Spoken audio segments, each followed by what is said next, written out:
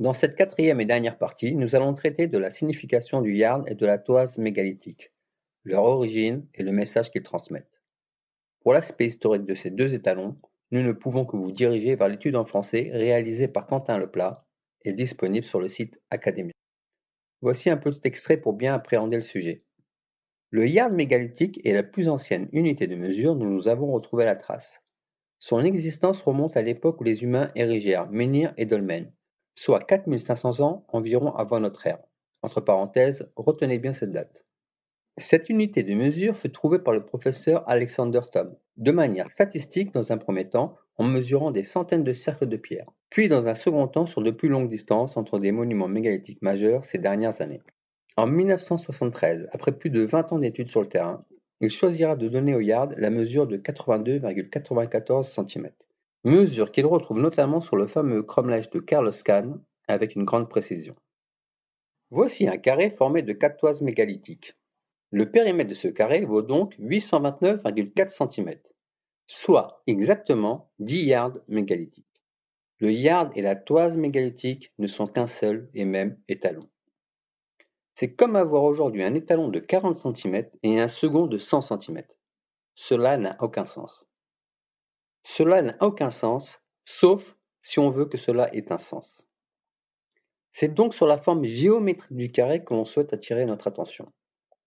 Le carré, employé par l'architecte de la Grande Pyramide pour symboliser la demeure, la maison, comme nous l'avons vu précédemment. Et c'est Fabien Pardo qui découvre le lien intime qui relie la toise mégalithique et l'architecte de la Grande Pyramide avec le fameux 864.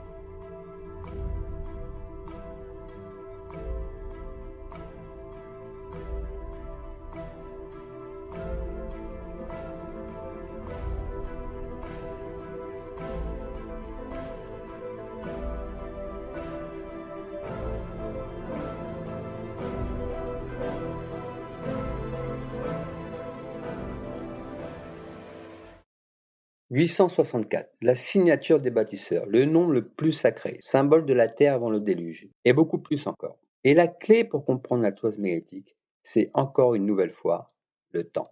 0,0864 heures multiplié par 24 heures égale 2,0736 heures, soit en heures la valeur exacte de la toise mégalithique en mètres.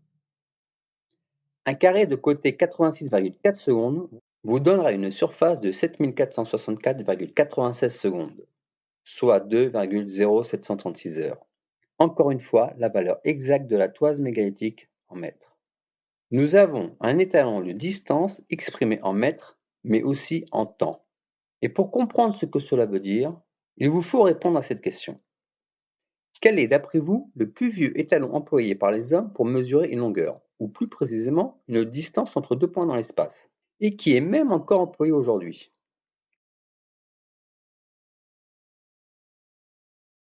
Le premier et le plus ancien étalon de distance employé dès la préhistoire, c'est le Soleil. Et l'étalon des générations futures sera la lumière. En regroupant tous les éléments, nous obtenons le message suivant. La maison est à 2,0736 heures de temps solaire. Voici ce qu'on obtient en partant de la Grande Pyramide.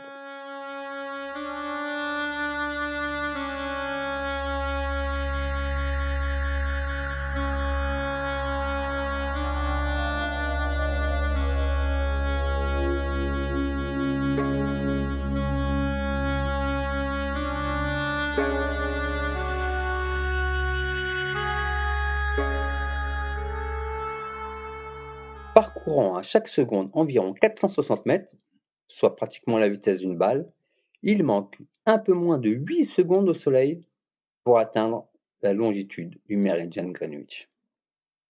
C'est extrêmement proche, mais on n'y est pas, et nous avons été un peu déçus pour vous l'avouer. Lorsque nous avons voulu comprendre les raisons de cette légère imprécision, nous avons très vite mis hors de cause la précision de la toise mégalithique, puisque celle-ci avait la signature des bâtisseurs 864 ancrée en elle, et que ce ne pouvait être que l'observatoire de Greenwich qui a été construit 3,5 km trop à l'ouest. Après une petite enquête, nous avons écarté l'imprécision du méridien de Greenwich, pour la simple raison que nos travaux, et plus particulièrement ceux de Fabien, montrent que celui-ci est bien placé, en longitude et même en latitude, mais aussi en examinant le site de Greenwich, puisque nous avons découvert les traces d'un alignement de pierres situé juste à proximité de l'observatoire. Ces traces vues du ciel ne sont visibles que sur certaines photos, lorsque la végétation y est absente. Je note au passage l'orientation de l'alignement, qui est d'environ 30 degrés. Toujours sur le site de Greenwich, on retrouve à une centaine de mètres les ruines d'un ancien temple celto-romain. Et dans le mot temple, il faut entendre le mot temps. Quand les bâtisseurs marquent un endroit sur Terre, celui-ci devient sacré. Puis ce site devient un lieu de culte pour les hommes. Puis un temple, et finit parfois même en église, ou autre lieu de foi. Le problème ne vient donc pas de Greenwich. L'expérience nous a montré qu'à chaque fois nous butions sur un obstacle, c'est que nous n'étions pas à la hauteur du message de l'architecte. Et de la hauteur, nous allons justement en prendre, pour comprendre le message qu'il y a derrière cette imprécision. Si je souhaite déterminer une distance avec le Soleil, alors je dois suivre sa course dans le ciel, et non pas suivre l'équateur terrestre d'une carte. Et la course du Soleil dans le ciel, c'est l'écliptique. Il me faut donc exprimer ce temps solaire sur une Terre inclinée à 23 degrés, 46. Je vous montre la feuille de calcul et le résultat en image. Faites pause pour la lire tranquillement.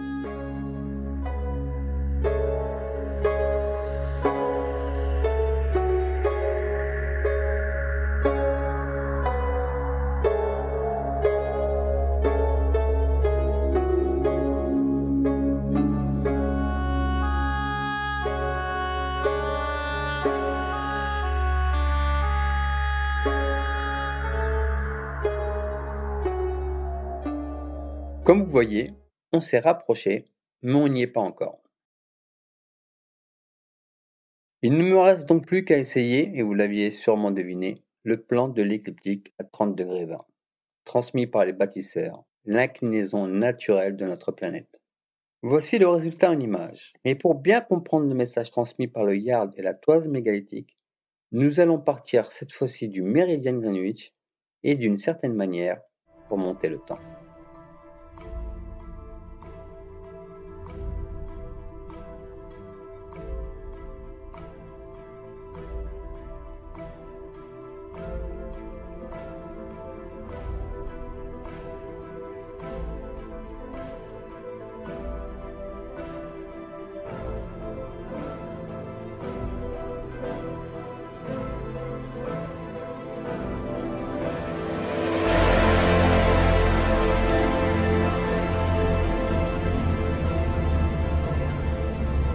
nous montrant qu'Éphrène, la pyramide qui symbolise un astre étranger au système solaire, voire à nos travaux, l'architecte nous montre le responsable du déplacement de la maison.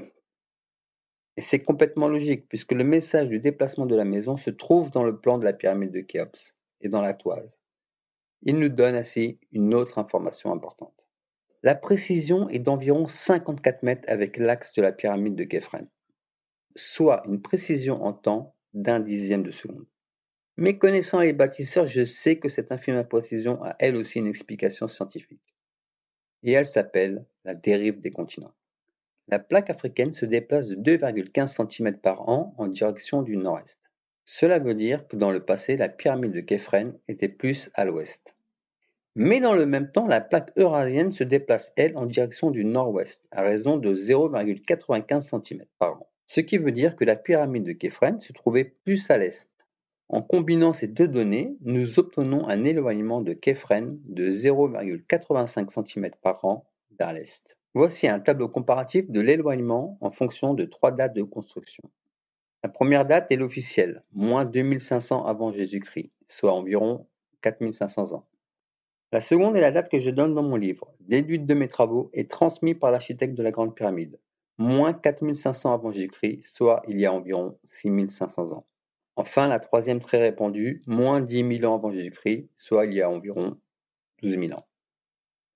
En prenant en compte la dérive des continents, la lumière est à 1,5 m de l'axe de la pyramide de Képhren, soit en temps solaire à 3 millièmes de seconde, ou en arrondissant à 0,00001 heure. On constate que notre date est confirmée par la toise mégalithique et la dérive des continents. Et si vous vous en souvenez, nous vous avons demandé de retenir une date en début de vidéo. Son existence remonte à l'époque où les humains érigèrent Menhir et Dolmen, soit 4500 ans environ avant notre ère. Le Yard et la toise sont nés en même temps que les pyramides de Gizeh. Pour conclure, voici donc le message traduit en mots transmis par le Yard et la toise mégalithique. Avant le déluge, la maison se trouvait sur la longitude de Gizeh. En ce temps-là, nous avions une terre inclinée de 30 degrés, en harmonie avec les lois de la création, avant l'arrivée d'un astre de couleur rouge. Voici le décodage des symboles gravés devant la véritable entrée de la Grande Pyramide. Angle, petit et grand. Équateur, haut x 3, longitude x 2. Variation de l'inclinaison de la Terre, déluge, les deux longitudes sacrées de l'Atlantide antarctique. Le message est: le changement d'inclinaison de la Terre a provoqué le déluge et le déplacement de l'Atlantide. Ces symboles sont probablement les seules écritures laissées par les bâtisseurs qui nous soient accessibles aujourd'hui. Enfin, le message transmis par le creusement et l'angle de la façade. Paul Damiani attire notre attention sur une esplanade située à proximité de la Grande Pyramide. Au nord de la pyramide se trouve une esplanade nivelée, bordée par une tranchée de 2 mètres de profondeur, parallèle au côté nord de la base, à 91,4 mètres de ce côté. Ce côté de 91,4 mètres fait écho aux 92 cm estimés pour le creusement des faces, ainsi qu'au fossé, qui n'est qu'un creusement. Cette valeur, c'est notre coudée Planetix, et l'angle d'inclinaison, c'est notre coudée Terre. Voici le message. La Planetix a provoqué la variation de l'angle de la Terre.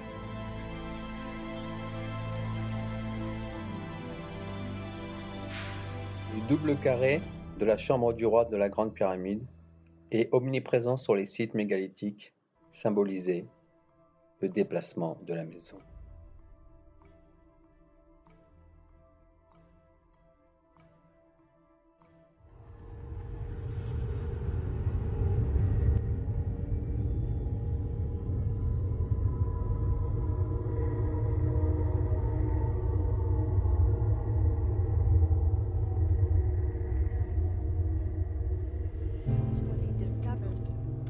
This volcanic ash that erupted from a volcano and has been sitting there for millions of years. It shows no chemical alteration, which you'd expect if there were any amount of liquid meltwater over that duration.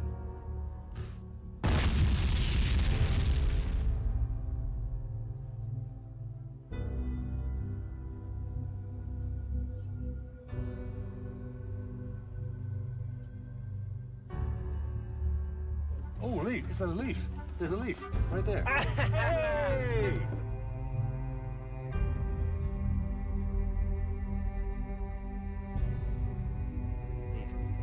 And then they find something extraordinary. This is like a peat moss. And then if we tease some of this out, they're like freeze-dried. Under the microscope, these brittle mosses are in pristine condition. These moss fossils are not rock, but actual plant tissue, the last vestiges of vegetation from a time when Antarctica was still warm. They were found under a layer of volcanic ash that, for even relatively short periods of time in this location. Otherwise, these things are gone. now, But there are not only plants, there are even pieces of trees. different picture.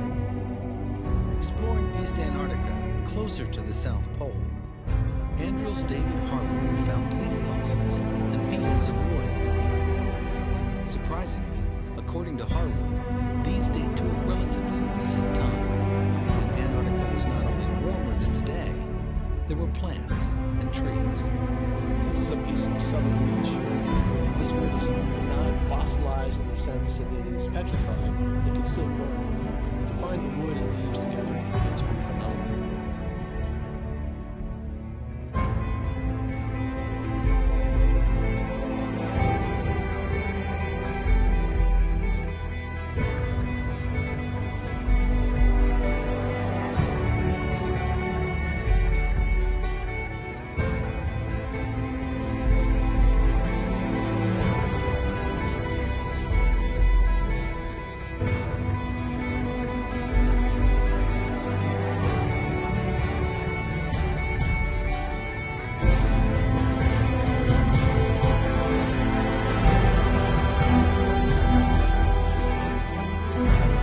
Les hommes cherchaient la cantine partout à travers le monde, alors qu'elle était sous nos yeux. Tous les jours de votre vie, brillante et aveuglante comme le soleil.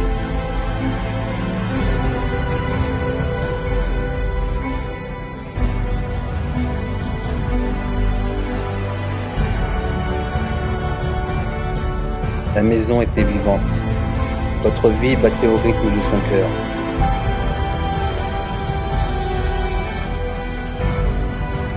À chaque seconde, chaque heure,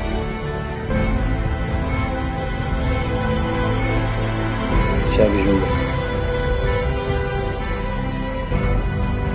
et même à chaque année.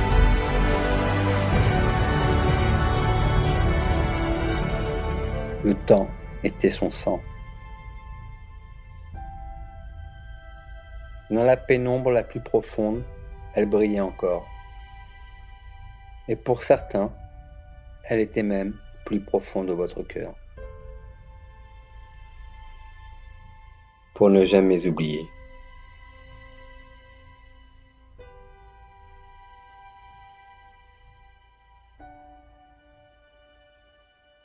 Ce que vous venez d'entendre n'est pas une histoire, mais une histoire vraie.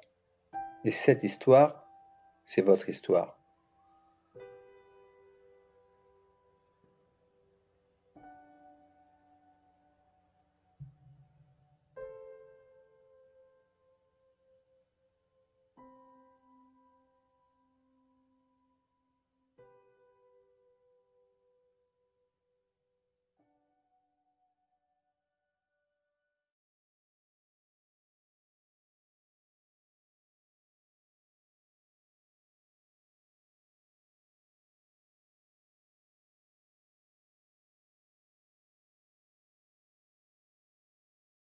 Alors le royaume des cieux sera semblable à 10 vierges qui, ayant pris leurs lampes, allèrent à la rencontre de l'époux.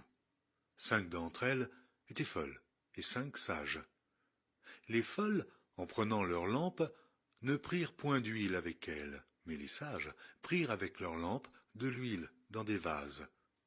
Comme l'époux tardait, toutes s'assoupirent et s'endormirent.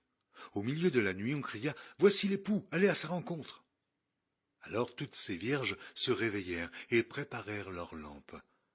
Les folles dirent aux sages, « Donnez-nous de votre huile, car nos lampes s'éteignent. » Les sages répondirent non. Il n'y en aurait pas assez pour nous et pour vous.